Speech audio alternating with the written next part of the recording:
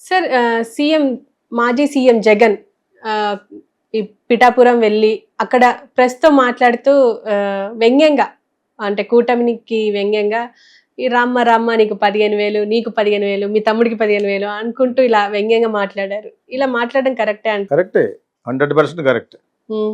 Promise చేసినయన్నీ ఒకటి కూడా చేయలేకపోతున్నాడు Chandrababu Naidu. Okay. ఇంట్లో ఎంతమంది ఉంటే అంతమందికి ఆళ్ళు ఒక 15,000 ఇవ్వటం ఏంటి, నేను మనిషికి 15,000 ఇస్తాను అని అన్నవాడు అది ఎగతాళిగా మాట్లాడతాడు. మరి మాట్లాడకపోతే ఎలాగ అర్థమవుద్ది? మంచి సమయం వచ్చింది. సమయస్ఫూర్తిగా ఈ వరదలు వచ్చినాయి. దాని గురించి ఎగుతున్నాడు, దాని గురించి మాట్లాడుతున్నాడు. ఆ ఇడ్లు పులిగిపోవడం గురించి చెప్పాడు. మొత్తం అన్నీ చెప్పాడు. ఇప్పుడు ప్రజల యొక్క అభిప్రాయం తీసుకొని కొంతమంది యూట్యూబ్ ఛానల్ పెడతారు. ఇది కరెక్టే అంటే కరెక్టే. అది చేస్తాం, ఇది చేస్తాం అని చెప్పి జగనే బెటర్ అంటున్నారు వాళ్ళు. హ్మ్. మరి అలాగంటున్నప్పుడు ప్రజల్ని మనం చెప్పట్లేదు కదా మీరు అలాగనండి అని. సో అవేంటి ఆ రీల్స్లో కొన్ని వందలు వస్తున్నాయి. ఇతను కొంచెం నాటకీయతగా చెప్పడం ఇది మెంటల్ వచ్చింది. నేను ముందే మెంటల్ వచ్చిందో అని అన్నాను జగన్కి. ఇలా చేస్తాడు, అంత ఓవర్ యాక్ట్ చేస్తాడని. ఈవెన్ ట్రోల్ అవుతుంది. తమిళ సినిమాలో ఓవర్ యాక్ట్ చేస్తూ ఉంటారు అనమాట వాళ్ళు. ఆ విధంగా ఓవర్ యాక్ట్ చేస్తాడు అనుకున్నాను అనమాట. రూపాయికి 10 రూపాయలు చేస్తాను అప్పుడు నేను అనివ్వండి. ఆ పేర్లు వద్దు కానీ యాక్ట్ చేస్తున్నప్పుడు మేము నీకు రూపాయికి ఇస్తున్నాం అంతే చేయనివ్వండి అనమాట. హీరోయిన్ కానీ అది రెచ్చిపోతాను. మీరు ఎలా చేయమన్నా కూడా ఎంత ఇస్తే అంతే దానికి ఎక్స్ట్రా చేసామనుకో దొల్లేత్తని చెప్పాను అనమాట. అంటే అలా కొంచెం ఎక్కువ చేస్తున్నాడు మనోడు. ఇలా మాట్లాడుతున్నాడు అనమాట. సడన్గా అదే పెట్టారు ఎవరో. అది అతనికి అలా మాట్లాడడం తెలీదు. ఎందుకంటే ఇంకా ఐప్యాక్ వాళ్ళు సజ్జల రామకృష్ణారెడ్డితో తిరిగి వాళ్ళు ఏం రాసిస్తే అది మాట్లాడినప్పటికీ నీకు అసలు దైనందిన జీవితంలో బిహేవియరే పోయింది. ఇప్పుడు ఇలా మాట్లాడడం ఎలా ఉందంటే చాలా హాస్యాస్పదంగా ఉంది. నీకు అసలు మాట్లాడడం రాదేమో అనిపించింది. కాకపోతే మాట్లాడిన దాంట్లో పాయింట్ కరెక్ట్. చాలామంది అంటున్నారు ఆల్రెడీ అతను చేసిన ప్రామిస్లో ప్రస్తుతానికి ఫ్రీ బస్ పెట్టాడా? ఏది జరగదు. చంద్రబాబు నాయుడు గవర్నమెంట్లో అన్ని అబద్ధాలే మాట్లాడతాడు అతను. అక్కడికక్కడికి ఇది చేసుకుంటాడు. ఇంకా అదేదో గౌడు గేదె మీద వర్షం పడుద్ది బట్ దొండపోదు ఆ విధం టైప్లో అతను అంతే అతను లాస్ట్ ఇది హీ వాంట్స్ ఓన్లీ మనీ. ఇప్పుడు వీళ్ళు వచ్చి ఏం చేయాలో చెప్పకుండా పోయినసారి వాళ్ళు చేసిన పొరపాటు వల్ల ఈ గేట్లు ఎత్తలేదు. పోయినసారి ప్రకృతి వైపరీత్యం వీళ్ళ వల్ల తప్పులు వచ్చింది. అదే 20 ఒకడు అన్నాడు అప్పుడు ఒక మనిషి వాళ్ళ గురించి మాట్లాడతారు. నువ్వేం ప్రామిస్ చేసి వచ్చేవయ్యా బాబు అని చెప్తుంటే మీరు వాళ్ళ గురించి మాట్లాడతావు ఏంటని అంటున్నారు అతను. ఇది కానీ ప్రబలంలోకి వస్తే వీళ్ళు తొందరగా పడిపోతారు.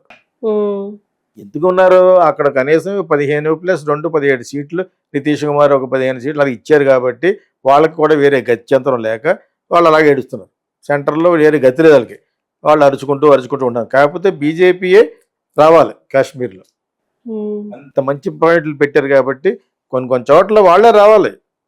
లేకపోతే హిందూయిజం పడిపోతుంది. హిందూ పరిరక్షింపబడాలంటే బీజేపీ రావాలి కొన్ని స్టేట్స్లో. ఓకే. రాహుల్ గాంధీ అలాగేలా ఎందుకు మాట్లాడంటే రాహుల్ గాంధీ ఈజ్ హాఫ్ ముస్లిం అతను. ఈజ్ గ్రాండ్ మదరే ముస్లింని పెళ్లి చేసుకుంది, ఫిరోజ్ ఖాన్ ఎవరినో. సో ఇలాగ చాలా ఉంటాయి. నెహ్రూ గారే అసలు ఈజ్ ముస్లిం అంటారు. కాశ్మీర్ పండిట్ లేకపోతే జవహర్లాల్ నెహ్రూ ఎందుకంటారు? Is from Kashmir. అసలు పండిట్ కాదు అతను. చాలా కాన్స్పిరసీస్ ఆ రోజుల నుంచి అలా అణిచేశారు. ఈ మధ్యన సోషల్ మీడియాలో ఇలాగ అణచబడ్డ వాళ్ళు పెద్ద మేధావులు ఎవరున్నారని మొన్న ఎవడే పెట్టాడు. చాలా బాగా పెట్టాడు. అసలు రాజ్యాంగం రాసింది నేను ఒక్కడే కాదట. నేను ఆయనకి ఎగనెస్ట్ ఏం కాదు, గొప్పవాడే. ఆయనే అన్నాడు తర్వాత మార్చుకోండి మీలోగా అంబేద్కర్ పేర్ల మీద ఓట్లు సంపాదించి విగ్రహాలు కట్టేస్తారు. ఆయనతో పాటు చాలామంది ఉన్నారు. చాలామంది కలిసి రాశారు అది రాజ్యాంగాన్ని. ఇతను దళితుడు కాబట్టి ఇతని పేరు పైకి వాడుకున్నారు ఎలక్షన్లకి. నెహ్రూ అంటారు simply they never use to like Ambedkar. అస్సలు including Gandhi never use to like. ఇతను కూడా ఆయన లైక్ చేసేవాడు కాదు. వాళ్ళు వచ్చే లోపల పార్లమెంట్కి వెళ్ళిపోయాడు ఈయన ఎవరు అంబేద్కర్. ఆయనకి షుగర్ ఉండటం వల్ల చూపు పెట్టి కింద సీసా పెట్టి ఆ రోజుల్లో యూరిన్ వచ్చేస్తూ ఉంటుంది అన్కంట్రోలబుల్ షుగర్కి. దాంతోపాటు వెళ్ళిపోయాడు. But is a great man, great writer, great intellectual. కాబట్టి ఈయనతో పాటు ఇంకా చాలా మేధావులు ఉన్నారు, వాళ్ళు రాశారు. ఒక్కడి వల్ల కాదు అది. ఈ must have edited it also. మరి ఆయన గురించి బ్యాడ్గా మాట్లాడాలని కాదు కానీ is also intellectual, great man. So Nehru వాళ్ళు వీళ్ళు పక్క సైడ్ ట్రాక్ చేసేవారండి. మరీ ఇంటెలిజెంట్ పీపుల్ని దగ్గర రానివ్వరు. అలా చేసింది నెహ్రూ, బికాజ్ డబ్బు ఉన్నవాడు. గాంధీ గారు ఏం చెప్పాలి తెలియక నిరాహార దీక్ష చేసేవాడు అంతే. నెహ్రూకి చెప్పాలనుకున్నవి చెప్పలేని పాయింట్లు అప్పుడు అలా పడుకునేవాడు. ఓకే, ఆయన కూడా ఓవర్ యాక్ట్ చేశాడు లాస్ట్లో గాంధీ గారు. హిందూగా ఎక్కువ మంది ఉన్న ప్లేస్లో ముస్లింని ప్రైమ్ మినిస్టర్ చేస్తారంటే ఎవరు ఊరుకుంటారు? అందుకని గాడ్సే వెంటనే వెళ్ళాం. You understand that? Is a true patriot, దేశభక్తుడు గాడ్సే. డాన్ గాంధీ అంటారు కొన్ని చోట్ల. అందుకని మంచివారే, మహానుభావుడే. కానీ ఇటువంటివి చేస్తే ఊరుకుంటారా? 10 మందిలో 2 ఉన్న ముస్లింలకు అతనికి ప్రైమ్ మినిస్టర్ ఇచ్చేసి ఊరుకుంటారా? It's not like, it's better to separate అన్నారు. అందుకనే పాకిస్తాన్ అది వెంట ఆఫ్ టు పాషన్ పట్టుకెళ్ళిపోయింది మొహమ్మద్ అలీ జిన్నా తోటి. ఈ ఇండైరెక్ట్గా మీకు గాంధీ సినిమాలో చూపిస్తాడు. గాంధీ సినిమాలో ఏమి చూపిస్తాడు? మొహమ్మద్ అలీ జిన్నా క్యారెక్టర్ వేసింది ఒక పెద్ద అడ్వర్టైజింగ్ పర్సన్, అలెక్ పెదంసి అని. ఆయన యాక్ట్ చేశారు ఆ క్యారెక్టర్. ఆయనలాగా ఉంటాడు అనమాట ఈయన కూడా. అందులో ఎవరెవరు ఎలా ఉంటారో వాళ్ళనే పెట్టాడు డైరెక్టర్. అందుకనే బెన్ కిన్స్లీని బట్టి గాంధీ, రిచర్డ్ ఆటన్బరో వచ్చి డైరెక్టర్. 12 సంవత్సరాలు రిసెర్చ్ చేశాడు ఢిల్లీలో ఆఫీస్ ఓపెన్ చేసి. గాంధీ నడక కాడి నుంచి ఎలా నడుస్తాడు అంత పర్టికులర్గా, అది సినిమా అంటేనే. So why I'm telling this again and again. అంటారు తెలుగుదేశం అంటారు, జగన్ నాటకీయతగా అంటాం తెలియలేదు. అంటే అతనికి మాట్లాడే జనరల్ బిహేవియర్ కూడా ఒకప్పుడు వాళ్ళు రాసిచ్చేవారు అనమాట. సజ్జల రామకృష్ణారెడ్డి అన్నవాడును వేస్ట్ ఫీల్ అవుతుంది. తర్వాత ఇంకోటి ఐప్యాక్ అన్నవాళ్ళు వాళ్ళ యొక్క అనుసంధానంలో నడిచి ఈజ్ యాక్టెడ్. కాబట్టి అది ఇప్పుడు నిన్న మాట్లాడితే చాలా అసహ్యంగా ఉంది. ఇది కానీ మెంటలెక్కిందంటున్నాను నేను. ఒక విధంగా పాయింట్ కరెక్ట్ అయి ఉండొచ్చు, కానీ ఇంట్లో ఒక్కొక్కడికి 15,000 ఇస్తానన్న పెద్ద మనిషి ఒకరికనే ఇవ్వాలి కదా. అది నాటకీయతగా చెప్తున్నాడు కడప స్టైల్లోను. మనకి ఇక్కడ అలవాట్లేదు ఆ కడప స్టైల్, అర్థమైందా? వాళ్ళకే తెలిసింది అది. ఇక్కడ ఏంటో ఇలా మాట్లాడుతున్నాడు అనుకోండి అనమాట. నేనైతే ఆశ్చర్యపోయాను అసలు. ఇటు ఇలా మాట్లాడుతున్నట్టుకి కొంచెం ఏమైనా మతి కానీ చెడిందా? అది ఎవడో రాశాడు కింద, ఆ పదవి పోవడంతో మతి సముద్రం పోయిందని. అవును, నువ్వే పంపించావు నాకు అది. So but what ever it is, what ever అది ఎలా మాట్లాడినా ఏంటంటే సారాంశం కరెక్ట్, అతని యొక్క ఆవేదన కరెక్ట్.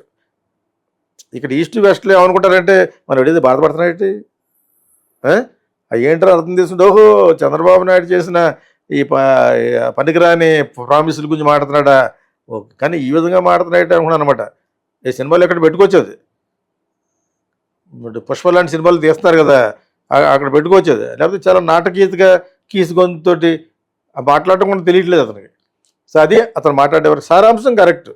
ఇది అందుద్ది కొంతకాలం వరకు. చాలా మంది ఆల్రెడీ కొంతమంది రీల్స్ పెడుతున్నారు, అది చేస్తాం ఇది చేస్తాం అని చెప్పి ఏవి చేయకుండా అతనే బెటర్లాగా అనిపిస్తుంది అని అంటాడు. ఒకటి వచ్చి పిఠాపురంలో ఉన్నాడు. పిఠాపురం ఒకటేనా అందరికీ?